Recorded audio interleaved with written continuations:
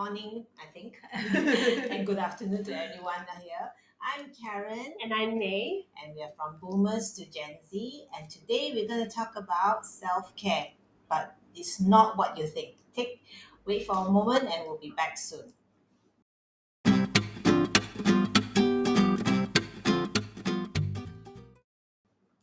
So, May, we talk about self care a lot, right? And I wanted to go deeper into it. So, what are the things that you understand of self care? I think it's probably stuff like doing your makeup, going for massages, going to get your manicure done, getting like your hair washed in the saloon because you don't want to wash your hair at home. Okay. So that is my perception of what self care is. But when you do these things, what's the feeling that what is it that you get in terms when you do this activity for yourself? I guess you just feel pampered, Mhm. but in a very external, in a very external way. You feel pampered. You feel good about yourself, and I guess it's like you spend money on yourself Yeah, so you're taking time to to for sort of yourself, like right? pamper. So for sure, self care, that is one aspect. So like we all like our little treats. For me, I love massages, and I can massage myself the entire day. But of course, it is expensive, and we can't do all that.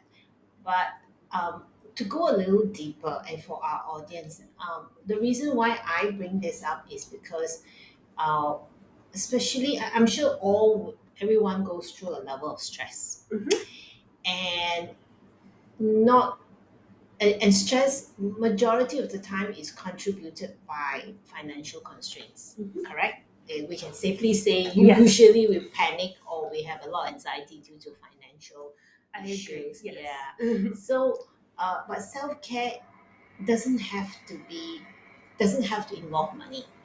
That's what I'm trying to say. Okay. Sometimes, for me, self care could be just waking up a little bit early where the house is really quiet, have my coffee, and just watch the sunrise. So taking instead of spending money on yourself, taking time for yourself. Exactly, exactly. And I find that to be extremely therapeutic because it's just being in the moment. Mm. And the issue is we as human beings tend to always reflect on the past, carry the past, or we worry too much about our future, Mm. right? And then we get all this stress about what if, Mhm. where 85% of the time it doesn't really happen. And we are already worrying about what is happening in the future. Do you know what I'm Okay. saying? And just being present, um, self care could be also reading a book. So it doesn't have to be choosing to spend on yourself. It's really just choosing yourself. Yes, choosing yourself Choosing for the time. things that you just being, and it's not a selfish act. And being okay to say, okay, I'm going to take 45 minutes this morning just to read my favorite book, Mm. or I'm going to use this 45 minutes just to do some stretches for myself and be present at that moment. If you do that, you kind of find that center Mm. and start the day centered. And that's where I feel people have this misconception. Yes, of course, it's lovely to have your facials and your massage and all that, but you can't. Obviously, we can't do that on a daily basis and all that.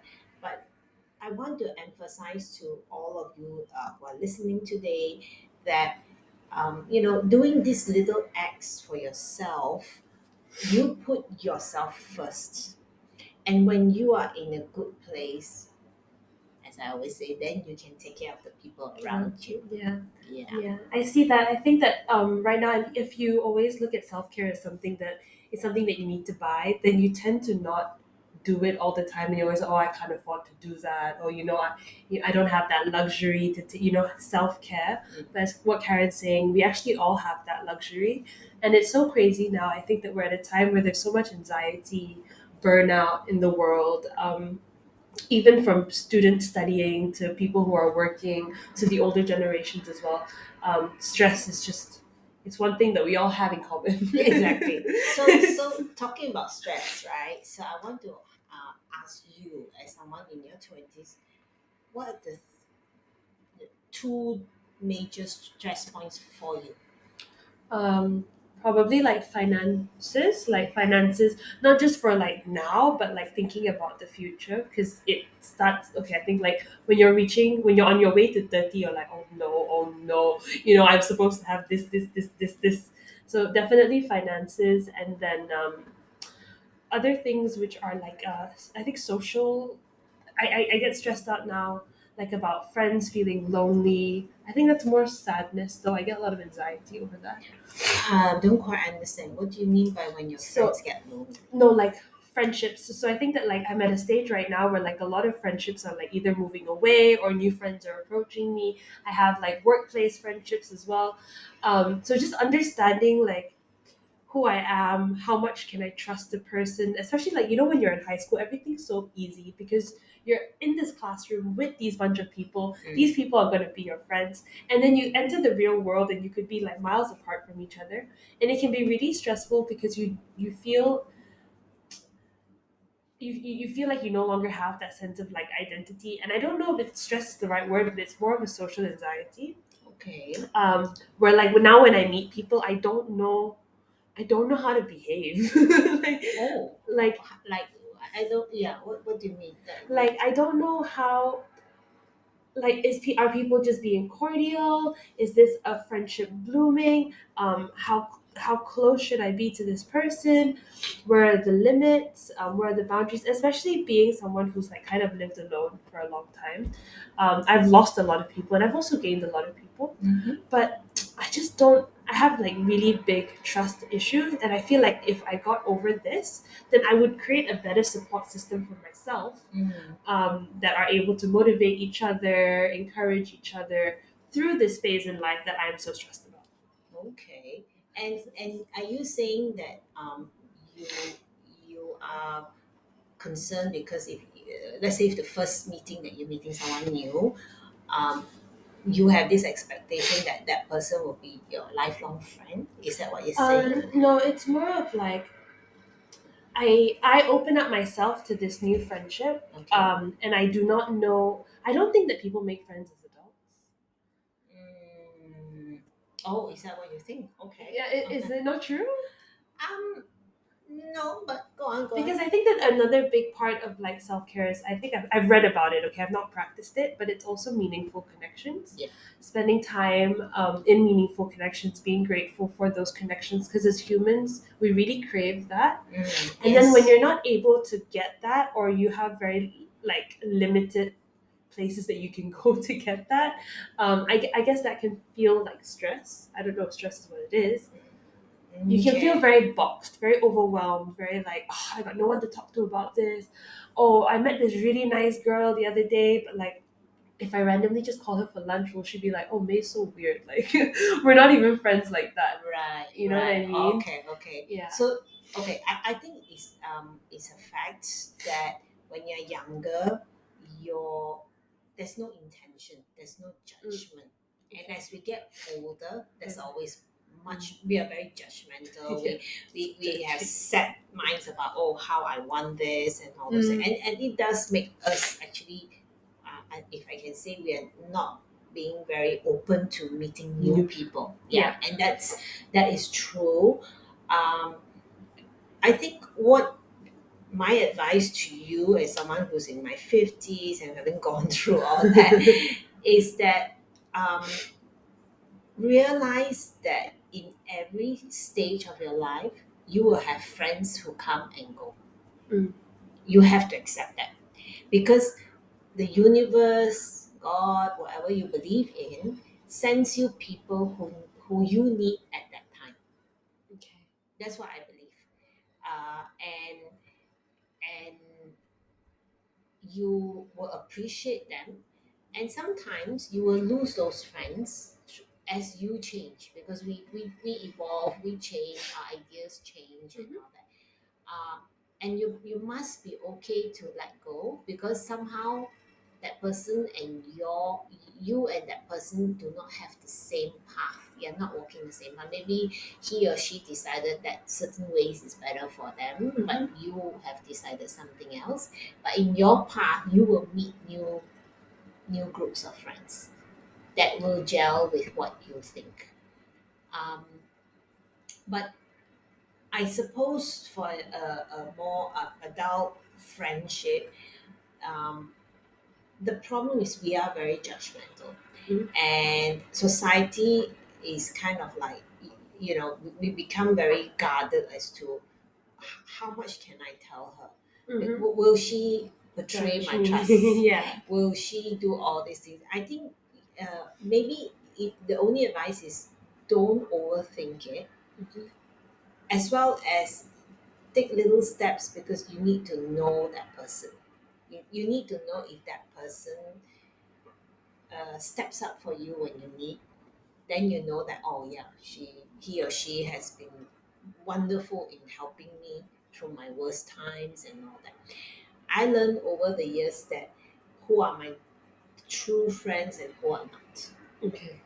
because I can promise you, when bad thing happens, you will know exactly who are your friends. Okay. Yeah. Okay. And I'll be honest, there are some friends that I have known for many years. We are, and it's like, if they were to call me, I would drop everything to be with them, and vice versa. Mhm. But at the same time, because we are not close, or we are not connecting to each other on a daily basis, we really have very little in common. But Okay. at the same time, we love each other, and that's fine. That's okay as well. Yeah, we Okay. very good, meaning maybe she likes to ski and I just like the beach, kind of. Mm. We have really nothing much in common, but the commonality is, we when we pick up the phone or we meet up, it's like we never left. You treasure that connection, even Yeah, though you guys have grown into different people. yeah, You the common thing is that you still both value each other what you. for the Yeah. differences that we are. That's nice. Yeah, That's nice. and that we know that if there's something that is just a call and say, hey, I need your help, somehow innately we all know we'll drop everything and just be there for that person. I don't have many of that, I'll be honest. Don't have many. But if you're lucky in your lifetime to have even two or three, that's the reality of it, right? So in terms of friendships, so that gives you your anxiety and then your finances, which Yeah. I think everybody today's day is like, it is a challenge. But in our future episodes, I'm gonna talk about what are the little steps that we can to alleviate this. But going back to our main topic today, is that Self care. uh, the self care is coming to a place where you can be present. And actually, when you do self care, right, like you have all these worries, but if you were to say, hey, but I'm very grateful that um, I got food to eat for today. Mm. I'm very grateful that I have a roof over my head. Yes, it's tough, but I have a roof over my head. Or I'm very glad that tomorrow I'm going to have lunch with a dear friend. And then I promise you, just being grateful and just listing those little things. And I think you too, that we talked Yeah, about so that. like you rewire your perceptions, right? So instead of thinking of all the things you don't have, Yeah. you reminded yourself of all the things you do have. And like humans, we have like a monkey brain. Yeah. So like actually my mom taught me this. So she said that like May, like whenever you're scared or alone, just like say I love you, but don't just say like I love you, say like I love you, May. Because your brain will hear that and your brain doesn't necessarily know that it's coming from you or not. So like and it's crazy how it works, but sometimes like just to force yourself to stop being so like Yeah. I don't want, and Correct. like just doing it like what Karen said, like early in the morning, take that moment. you might think like, oh, it's not going to work. It won't work. Why should I? But yeah, actually, it's just pushing yourself. Actually, it's not easy. So I'm going to talk about sometimes I have my down days, obviously. And when you are in that kind of negative Yeah. space, it's very hard. It's very hard to say, "Oh, I love you, Karen," or Yeah. "Oh, you look still good," or whatever it is, right? So it's about finding that little moment where you shift. First of all, I really think be grateful. Actually, say, "Oh, I'm so grateful. I have." Whatever it may be, it could be something small like, oh, a co-worker bought you a cup of coffee. I'm so grateful he bought me a cup of coffee. Or I'm so grateful that I have a job, Yeah. or I'm so grateful that I get to have food, that to eat, that kind of thing. And when you that slowly shifts, and then when you have wake up, and we talk about my favorite Mel Robbins, and going to the mirror and high five yourself. Hey, Karen, you're good, and it will take a while. It will take a while um, to wire into our brain that we are in a good space, because if you start doing that on a daily basis, it's that compound where your brain starts to realize and value you, Mm. because we are the worst critic. We keep bashing ourselves, and I highly advise women who are listening here. I can only speak for the older ladies who are going through menopause right now, having to have the fact that maybe your grown-up children don't really need you, which you feel a bit of loss, which I did, or the fact that I'm taking care of my elderly parents who are honestly a very emotional and physical challenge. Uh, and there are moments where you feel you just not do you feel you're not doing a good job, even if you are everyone tells you, hey, you're trying your best, it's fine, but you do feel that you're not doing what you can. I just urge you, don't be so hard on yourself. Wake up, take that little time, even half an hour. I'm sure you can squeeze in that half an hour for yourself, and just be centered, and just say, okay, I am in a good place. I am able to take care of my parents, or my children are so well brought up that they don't need me, change the context, Mm. right?